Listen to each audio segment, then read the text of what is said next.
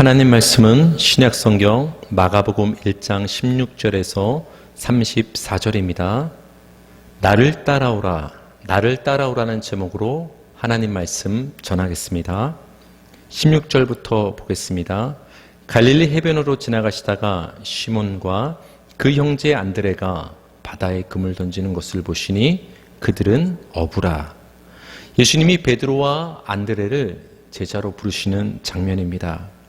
갈릴리 바다는 게네사렛 호수 또는 디베라 호수라는 명칭으로 불리기도 했죠. 베드로와 안드레를 비롯한 예수님 시대의 어부들에 대한 우리의 오해 중에 하나는 그들이 아마도 가난하고 무식했고 하류층에 속했다고 생각하는 것입니다. 그러나 우리의 생각과는 달리 예수님 당시 물고기는 주요 식량 중에 하나였기 때문에 어부는 생각보다 인기가 많은 직종이었다고 합니다. 17절에서 20절입니다. 예수께서 이르시되 나를 따라오라. 내가 너희로 사람을 낚는 어부가 되게 하리라 하시니 곧 그물을 버려두고 따르니라. 조금 더 가시다가 세베대의 아들 야고보와 그 형제 요한을 보시니 그들도 배에 있어 그물을 깁는데 곧 부르시니 그 아버지 세베대를 품꾼들과 함께 배에 버려두고 예수를 따라가니라. 예수님이 베드로와 안드레에 이어서 야고보와 요한 형제를 제자로 부르시는 장면이죠. 여기 나오는 이 야고보는 예수님의 또 다른 제자인 알페오의 아들 야고보와 구별되고 또 예수님의 형제였던 야고보와도 구별이 되죠. 사도행전 기록에 의하면 이 야고보는 헤롯에 의해서 순교, 처형을 당하게 됩니다. 야고보의 형제 요한은 오히려 다른 제자들보다 길게 오래 살아남아서 신약성경의 마지막 책인 요한계시록을 기록하게 됩니다. 여기 묘사를 보니까 야고보와 요한이 품꾼, 즉 고용된 어부와 배를 소유하고 있는 것으로 보아서 이들은 단순히 고용된 일꾼이 아니라 어떤 가난한 어부가 아니라 어떤 경영인의 입장에 있는, 고용주의 입장에 있는 조금은 부유한 계층의 어부였음을 짐작할 수가 있습니다. 따라간다는 것은 단순히 따라간다는 의미가 아니라 그 따라가는 대상에 그 제자가 되는 것을 의미합니다. 마가복음 8장 34절입니다. 무리가 제자들을 불러 이르시되 누구든지 나를 따라오려거든 자기를 부인하고 자기 십자가를 지고 나를 따를 것이니라. 예수님이 제자들에게 나를 따라오려거든 이렇게 말씀을 하셨는데 이 말은 나의 제자가 되려거든 이런 의미가 있습니다. 계시록 14장 4절입니다. 이 사람들은 여자와 더불어 더럽히지 아니하고 순결한 자라. 어린 양이 어디로 인도하든지 따라가는 자며 사람 가운데서 속량함을 받아 처음 익은 열매로 하나님과 어린 양에게 속한 자들이니. 14만 사천이 등장하는데요. 이 14만 사천은 작게는 이스라엘의 택한 자들을 가리키기도 하지만 큰 의미로 봤을 때는, 크게 봤을 때는 하나님의 백성, 하나님의 선택된 성도들을 상징하는 것이 바로 14만 사천입니다. 이 14만 사천이 어린 양 예수가 어디로 인도하든지 따라간다고 합니다. 이 말은 우리 성도가, 하나님의 백성의 교회가 예수님의 제자라는 의미가 담겨 있는 것입니다. 예수님이 베드로와 안드레와 야고보와 요한을 제자로 삼으셨을 때 주목할 점이 있습니다. 무엇이냐? 제자들이 예수님을 선택한 것이 아니라 예수님이 제자를 선택하셨다는 것입니다. 마태복음 8장 19절 한 서기관이 나와 예수께 아뢰되 선생님이여 어디로 가시든지 저는 따르리이다. 한 서기관이 예수님을 따르겠다고 말합니다. 다시 말하면 내가 예수님의 제자가 되겠다라고 지금 말을 하고 있는 것입니다. 예수님 당시 누군가 선생님 밑에 들어가서 율법과 학문을 배울 때는 학생이, 제자가 그 스승과 선생을 직접 선택해서 배웠다고 합니다. 그런데 예수님은 그 당시의 분위기와는 다르게 예수님이 직접 먼저 제자들을 선택하시고 부르셨다는 것입니다. 예수님이 제자들을 직접 부르시고 예수님의 부름을 받은 이 제자들이 즉각적으로 반응하고 예수님을 따라가는 이 모습은 그 예수님의 그 부르심에 권세와 능력과 권위가 있음을 알게 해줍니다. 여러분, 모든 것이 하나님의 은혜입니다. 우리가 2021년을 살아온 것도 하나님의 은혜이고 우리로 하여금 호흡하며 살아가는 것도 하나님의 은혜요, 우리로 하여금 추수케 하신 것도 하나님의 은혜입니다. 그러나 우리가 영원히 변하지 않는 감사의 제목이 있는데 그것은 무엇이냐? 예수님이 우리를 선택하시고 부르셨다는 것입니다. 예수님이 우리를 선택하고 부르셨기 때문에 우리가 예수님을 믿게 되고 하나님의 자녀가 되어 영생을 얻게 되었기 때문입니다. 예수님이 베드로와 안드레 그리고 야고보와 요한을 부르셨을 때 그들의 공통적인 반응이 있습니다. 그물을 버려두고 아버지를 세베대를 품꾼들과 함께 배에 버려둔다는 말은 그 자리에 내버려둔다는 말인데 그 대상과의 분리와 단절을 의미합니다. 따라서 예수님의 부르심은 과거 생활과의 분리와 단절을 가져옵니다. 지금까지 이들은 어떻게 살아왔죠? 어업의 고용주로 업으로서 살아왔던 삶, 즉 자기 삶을 스스로 통치해왔던 삶으로부터 이제는 분리되고 단절되어서 이제부터는 예수님의 뒤를 따르는 제자의 삶, 다시 말하면 예수님의 통치를 받는 하나님 나라의 삶으로 들어가게 됐다라는 거예요. 그래서 예수님의 부르심은 곧 하나님 나라로의 부르심이 되는 것입니다. 21절에서 22절입니다. 그들이 가버나움에 들어가니라. 예수께서 곧 안식일에 회당에 들어가 가르치심에 뭇사람이 그의 교훈에 놀라니 이는 그가 가르치시는 것이 권위 있는 자와 같고 서기관들과 같지 아니함일러라. 예수님과 제자들은 가버나움 마을로 가셨습니다. 가버나움은 갈릴리 마을 바다 그 북쪽에 있는 마을인데 예수님의 갈릴리 사역의 베이스 캠프 같은, 즉 본부 같은 중심지 역할을 하던 곳이 바로 이 가버나움이죠. 예수님이 가버나움 회당에 안식일에 들어가셔서 가르치셨습니다. 성경을 보면 마가복음에는 예수님이 가르치신다, 예수님의 가르침이라는 표현이 많이 등장을 하죠. 마가복음 4장 2절, 이에 예수께서 여러 가지를 비유로 가르치시니. 마가복음 6장 6절, 그들이 믿지 않음을 이상히 여기셨더라. 이에 모든 촌에 두루 다니시며 가르치시더라. 모든 촌에 두루 다니시며 가르치시더라.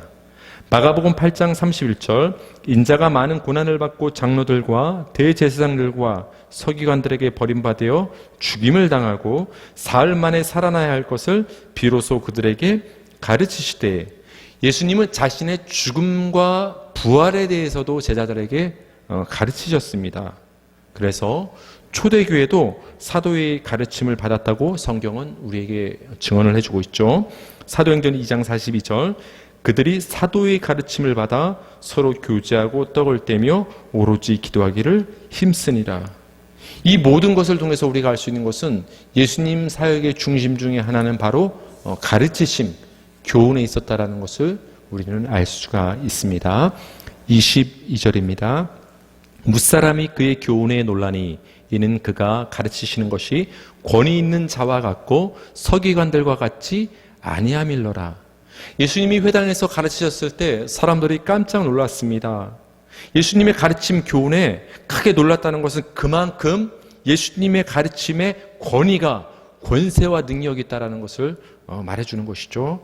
그래서 사람들은 예수님의 가르치는 것에 대해서 권위 있는 자와 같다라고 이렇게 설명을 하고 있습니다. 권위는 권리, 자격을 의미하는 말인데요. 대제사장과 서기관들이 보기에 예수님은 그 당시 가르칠 공식적인 자격이 없는 사람처럼 보였을지 몰라요. 그런데 사람들이 보기에는 예수님이 충분히 가르칠 자격이 있는 그 능력 있는 분으로 빚어졌던 것입니다. 특히 서기관들과 같이 아니했다라는 표현으로 봐서 예수님의 가르침은 단순한 지적인 수준을 넘어서 권세 있는, 능력 있는 가르침이었다라는 것을 우리로 알 수 있게 해줍니다. 예수님의 자신의 교훈에 대해서 왜 권세 있는지에 대해서 직접 말씀하신 적이 있습니다. 요한복음 7장 16절입니다. 예수께서 대답하여 이르시되 내 교훈은 내 것이 아니요 나를 보내신 이의 것이니라. 예수님이 가르치신 교훈은 예수님을 보내시니, 즉 하나님 아버지로부터 온 교훈이라는 것입니다. 그렇기 때문에 예수님의 교훈은 서기관들, 사람들의 교훈과 같지 아니하고 권세가 있고 권위가 있고 능력이 있다라는 것이죠. 23절에서 24절입니다.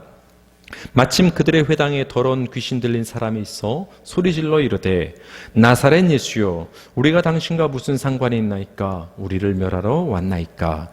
나는 당신이 누구인 줄 아노니 하나님의 거룩한 자니이다. 예수님이 회당에서 가르치실 때 회당에 더러운 귀신 들린 사람이 있었습니다. 더러운 귀신이란 표현이 마가복음에는 유독 많이 등장을 합니다. 마가복음 5장이죠.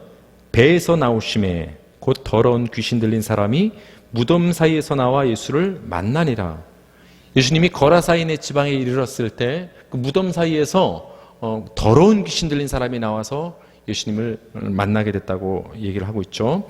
마가복음 7장 25절 이에 더러운 귀신 들린 어린 딸을 둔 한 여자가 예수의 소문을 듣고 곧 와서 그 발 아래 엎드리니 수로보니게 그 이방 여인의 딸이 귀신이 들렸는데 더러운 귀신이 들렸다고 얘기를 해주고 있습니다. 마가복음 6장 7절 12 제자를 부르사 둘씩 보내시며 더러운 귀신을 제어하는 권능을 주시고 예수님이 제자들을 선교의 현장으로 파송하실 때 더러운 귀신을 제어하는 권능을 주셨다고 합니다. 더러운 귀신이 따로 있는 것이 아니라 모든 귀신은 더럽다라는 것을 우리는 알 수가 있습니다. 이 더러운 귀신이 예수님을 향해서 이렇게 말하죠. 나는 당신이 하나님의 거룩한 자임을 알고 있습니다. 더러운 귀신은 예수님이 누구신가를 알고 있었다라는 것입니다. 요한복음 6장 68절에서 69절입니다. 시몬 베드로가 대답하되 주여 영생의 말씀이 주께 있사오니 우리가 누구에게로 가오리이까? 우리가 주는 하나님의 거룩하신 자이신 줄 믿고 알았사옵나이다. 베드로가 예수님을 향해서 이렇게 고백하죠. 주는 하나님의 거룩한 자이십니다. 나는 이것을 알고 믿습니다. 베드로의 고백과 이 귀신의 고백이 일치를 하고 있죠. 예수님에 대해서 하나님의 거룩한 자라고 표현을 하고 있다는 거예요. 그렇다면 하나님의 거룩한 자는 어떤 의미가 있는 것일까요? 마가복음 5장 7절입니다. 큰 소리로 부르짖어 이르되 지극히 높으신 하나님의 아들 예수여 나와 당신이 무슨 상관이 있나이까? 거라사인의 지방 무덤 사이에서 나온 더러운 귀신 들린 사람이 예수님을 향해서 이렇게 말합니다. 하나님의 아들 예수여. 따라서 회당에서 귀신 들린 자가 예수님을 향해서 주는 하나님의 거룩한 자라고 부른 것은 곧 예수님이 하나님의 아들이시라고 말하는 거랑 마찬가지라는 거예요.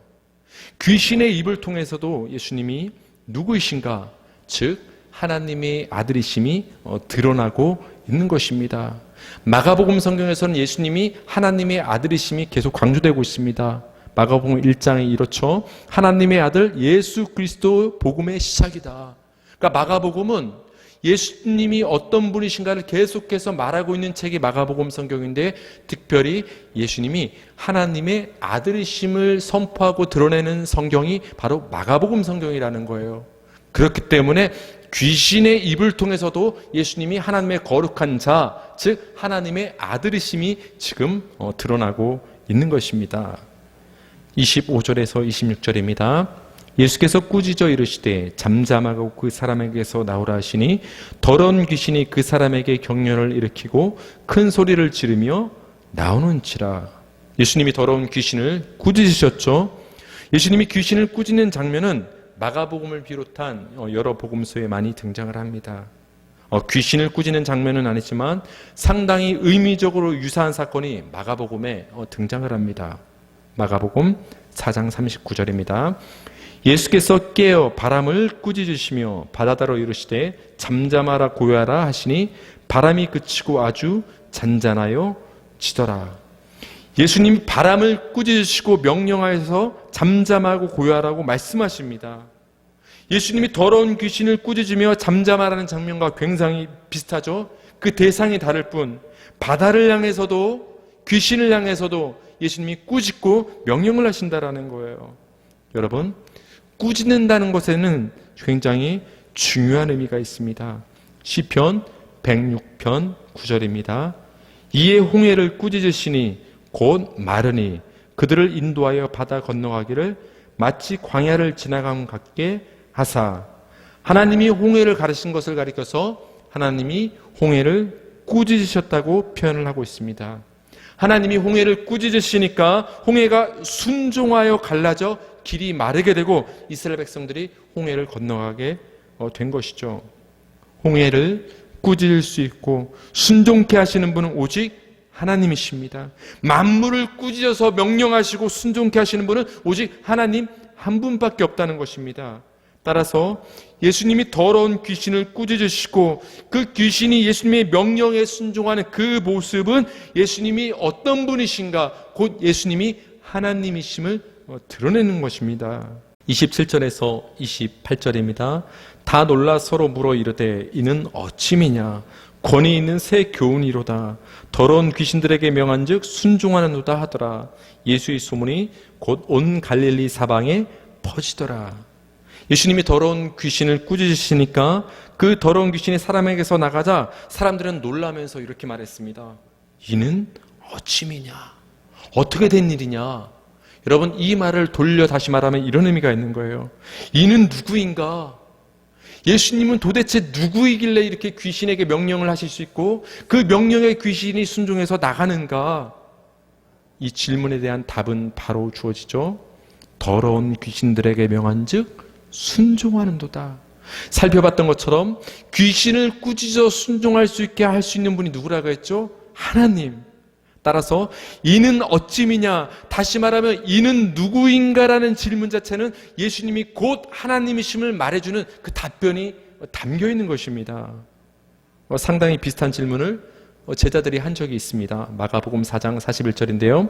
그들이 심히 두려워하여 서로 말하되 그가 누구이기에 바람과 바다도 순종하는가 하였더라. 그가 누구이기에 바람과 바다도 순종하는가. 예수님이 바람과 바다를 꾸짖자 그들이 순종하는 모습을 본 제자들이 이 질문을 했는데 이 질문 자체에 답이 있는 거예요. 이렇게 바람과 바다를 꾸짖을 수 있고 명령하실 수 있고 그 명령에 그것들이 자연히 만물이 순종하는 걸 보니까 이분은 바로 누구시냐? 하나님의 아들 예수시다. 하나님의 아들이심을 드러내는 것이 되는 것입니다. 권위 있는 새 교훈. 권위 있는 새 교훈이라는 표현은 22절에 그가 가르치시는 것이 권위 있는 자와 같고란 표현과 상당히 비슷하죠. 더러운 귀신을 꾸짖으심에 귀신이 순종하여 나가는 모습을 통해 그 예수님의 권위가 드러났다는 것입니다. 29절에서 31절입니다. 회당에서 나와 곧 야고보와 요한과 함께 시몬과 안드레의 집에 들어가니 시몬의 장모가 열병으로 누워있는지라 사람들이 곧 그 여자에 대하여 예수께 여짜온데 나아가사 그 손을 잡아 일으키시니 열병이 떠나고 여자가 그들에게 수종드니라. 예수님은 회당에서 나와서 야고보와 요한과 함께 시몬과 안드레의 집에 들어가셨습니다. 시몬의 장모란 표현이 나옵니다. 이를 통해서 우리가 알 수 있는 것은 베드로가 결혼을 했다는 사실입니다. 이에 대해서 사도 바울은 증언을 하고 있죠. 고린도전서 9장 5절입니다. 우리가 다른 사도들과 주의 형제들과 게바와 같이 베드로와 같이 믿음에 자매된 아내를 데리고 다닐 권리가 없겠느냐. 베드로가 믿음의 아내가 있었다고 사도 바울은 우리에게 증언을 해주고 있죠. 따라서 오늘날 로마 가톨릭 교회에서 베드로가 독신이었음을 강조하고 이를 바탕으로 사제들의 독신주의를 주장하는 것은 성경적이지 않다라는 것을 우리는 알 수가 있습니다. 예수님은 열병으로 누워있는 시몬의 장모의 손을 잡아서 일으켰습니다. 손을 잡아 일으키는 것은 예수님의 병 고친 기사에 많이 등장하는 표현이 되죠. 마가복음 5장 41절 그 아이의 손을 잡고 이르시되 달리다고 마시니 번역하면 곧 내가 네게 말하노니 소녀야 일어나라 하심이라. 예수님은 회당장 야이로의 딸의 손을 잡고 일으키셨죠. 사도행전 3장 7절 오른손을 잡아 일으키니 발과 발목이 곧 힘을 얻고. 베드로는 성전 미문에 앉아있던 나면서 못 걷게 된 이에 오른손을 잡아 일으켰습니다. 예수님이 시몬 장모의 손을 잡아 일으키자 열병이 떠나갔습니다. 누가복음에서는 열병을 꾸짖었다고 묘사하고 있습니다. 누가복음 4장 39절입니다. 예수께서 가까이 가서 열병을 꾸짖으신데 병이 떠나고 여자가 곧 일어나 그들에게 수종드니라. 귀신과 바다를 꾸짖으셨던 것처럼 지금 예수님은 열병을 꾸짖고 계십니다. 따라서 예수님이 시몬의 장모의 열병을 고쳐주신 이 사건도 단순한 병고침의 사건의 의미를 넘어서 예수님의 권위를 드러낸 사건이라는 거예요. 다시 말하면 예수님이 하나님이심을 드러내는 사건이 바로 이 시몬의 장모의 열병을 고치신 사건의 그 의미가 담겨 있다는 것입니다. 열병이 떠나가고 나음을 받은 시몬의 장모는 예수님의 일행을 수종들었습니다. 수종들었다는 것은 식사를 대접했다는 말인데, 이는 베드로의 장모가 수종을 들 정도로, 식사 대접을 할 정도로 완전히 고침을 받았다는 것을 우리에게 말해주고 있죠. 32절에서 34절입니다. 저물어 해질 때 모든 병자와 귀신 들린 자를 예수께 데려오니 온 동네가 그 문 앞에 모였더라. 예수께서 각종 병이 든 많은 사람을 고치시며 많은 귀신을 내쫓으시되 귀신이 자기를 알므로 그 말하는 것을 허락하지 아니하시니라. 예수님이 회당에 더러운 귀신 들린 자를 고쳐주시고 시몬의 장모의 열병을 고쳤다는 그 소문이 났는지 저물어 해질 때에 그 사람들이 많은 모든 병자와 귀신 들린 자를 예수님께 데려왔습니다. 유대인의 안식일은 금요일 해질 때부터 토요일 해질 때까지입니다. 그래서 유대인들은 안식일의 계명을 어기지 않기 위해서 해질 때, 즉 안식일이 끝나는 시간을 기다렸다가 이 병자들과 귀신 들린 자를 예수님께 데려왔던 것이죠. 예수님께 병자들이 몰려온 곳은 의미가 있습니다.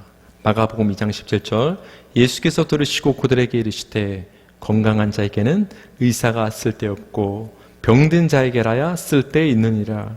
나는 의인을 부르러 온 것이 아니요 죄인을 부르러 왔노라 하시니라. 병든 자에게라야 의사가 쓸데 있다. 나는 죄인을 부르러 왔다. 예수님은 죄인을 부르러 오신 분이신데 죄인을 병자로 비유해서 말씀을 하십니다.